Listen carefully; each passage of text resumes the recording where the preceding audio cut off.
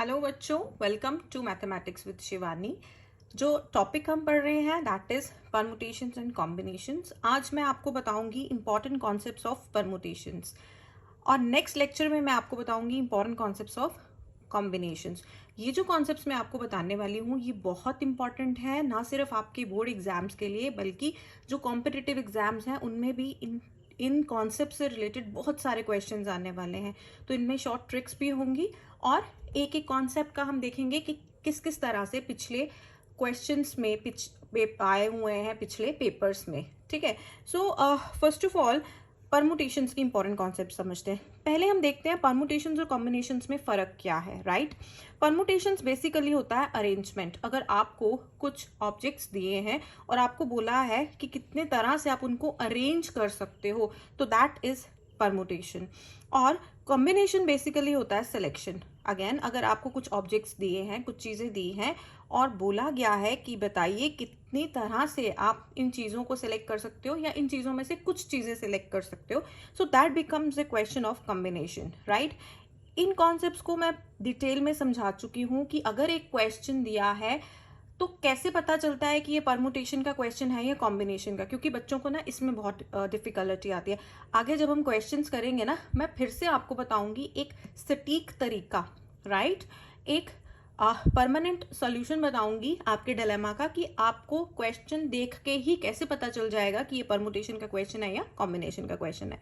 फिलहाल परमुटेशन का फॉर्मूला आपको पता है NPR। अगर n ऑब्जेक्ट्स दिए हैं आपको, उनमें से r डिफरेंट ऑब्जेक्ट्स जो है वो क्या करने हैं, अरेंज करने हैं, तो उसका जो फॉर्मूला होता है that is n factorial upon n minus r factorial, है ना, ये तो हमें पता है। अगर आप इसमें r की जगह 1 पुट कर दें या r की जगह n पुट कर दें तो रिजल्ट क्या आएगा, ये जो r है इसकी डिफरेंट वैल्यूज हो सकती हैं। ठीक है, अब r की जगह अगर मैं 1 पुट कर दूं NP1 तो उसकी वैल्यू हमेशा n होगी। ये जो n है ना, ये वाला n होगी, ये याद रख लेना क्योंकि ये बहुत जगह यूज होने वाला है। बायनोमियल में भी यूज होने वाला है, फिर उसके बाद जब आप प्रोबेबिलिटी करोगे तब भी यूज होने वाला है और बहुत सारे क्वेश्चन है जो इससे डायरेक्टली भी निकल जाते हैं। ठीक है, शॉर्ट आंसर के। एक और बात याद रखना, अगर आप NPN करोगे, r की जगह n पुट करोगे NPN तो उसकी वैल्यू हमेशा n फैक्टोरियल आएगी। कुछ रॉकेट साइंस नहीं है, आप पुट करके देख भी सकते हो। ठीक है, r की वैल्यू 1 या r की वैल्यू n, बट याद रख लेना कि NPN जो है वो n फैक्टोरियल होता है और NP1 जो है वो n होता है। ठीक है, एक और इंपॉर्टेंट कॉन्सेप्ट कि number of circular permutations of n different things taken all eight a time. ठीक है, अगर आपको सर्कुलर परम्यूटेशन चाहिए, फॉर एग्जाम्पल आपके पास 5 लोग हैं और एक सर्कल में बैठे हुए हैं। ठीक है, एक सर्कल में 5 लोग बैठे हैं सर्कुलर। ठीक है, तो आप कितने तरीकों से अरेंजमेंट कर सकते हो उनको बिठाने का। राइट, वो कितनी डिफरेंट तरह से बैठ सकते हैं अगर वो अपनी जगह अदली बदला कर दें। सपोज ये A है, ये B है, ये C है, ये D है और ये E है, तो ये अगर अपनी जगह अदला बदली करे तो कितने डिफरेंट तरीकों से ये बैठ सकते हैं। देखो, अगर ये 5 है ना, 1 2 3 4 5, तो इनके कितने अरेंजमेंट्स बन सकते हैं बैठने के। अगर n थे तो n-1 अरेंजमेंट्स बनते हैं। ठीक है, तो अगर 5 हैं तो कितने अरेंजमेंट्स बनेंगे, 5 n-1 नहीं, n-1 फैक्टोरियल, सॉरी। ठीक है, n-1 फैक्टोरियल अरेंजमेंट्स बनते हैं। अगर 5 हैं लोग या ऑब्जेक्ट्स तो अरेंजमेंट बनेंगे 5-1 factorial which is equal to 4 factorial. इस कॉन्सेप्ट पे तो बहुत सारे क्वेश्चंस आते हैं, हर बार क्वेश्चंस आते हैं, तो ये आपको याद होना चाहिए।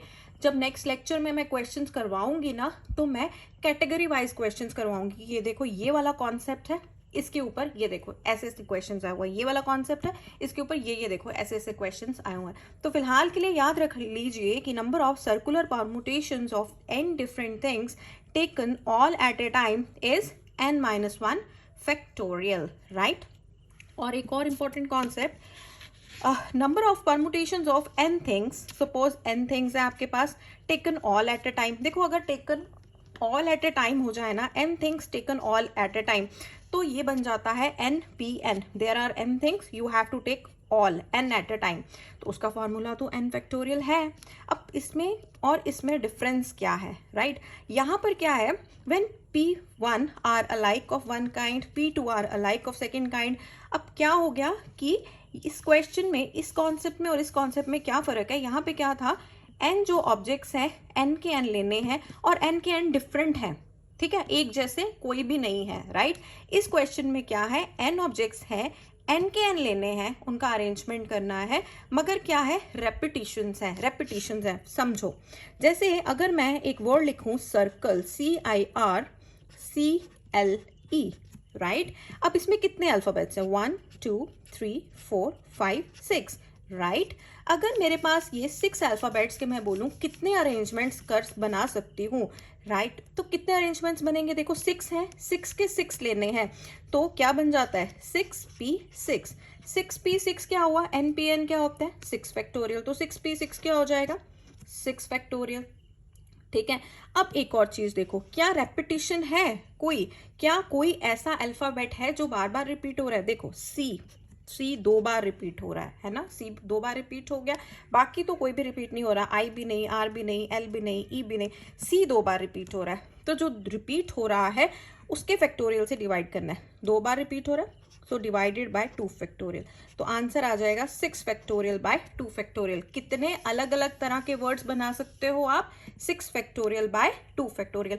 अगर अल्फाबेट सारे डिफरेंट होते तो आंसर आता 6p6 या फिर 6 फैक्टोरियल, बट सी 2 बार रिपीट हो रहा है, तो आंसर आ रहा है 6p6 upon 2 factorial, which is 6 factorial by 2 factorial. अब ये वाले जो कॉन्सेप्ट्स हैं इनको आप ध्यान से याद कर लीजिए, क्योंकि इनके ऊपर क्वेश्चंस आने वाले हैं और हम नेक्स्ट लेक्चर्स में देखेंगे कि कैसे इन कॉन्सेप्ट्स से ही रिलेटेड बार बार क्वेश्चंस रिपीट होते हैं, ठीक है। Bye for now, next lecture में हम करेंगे कॉम्बिनेशंस के इंपॉर्टेंट कॉन्सेप्ट्स।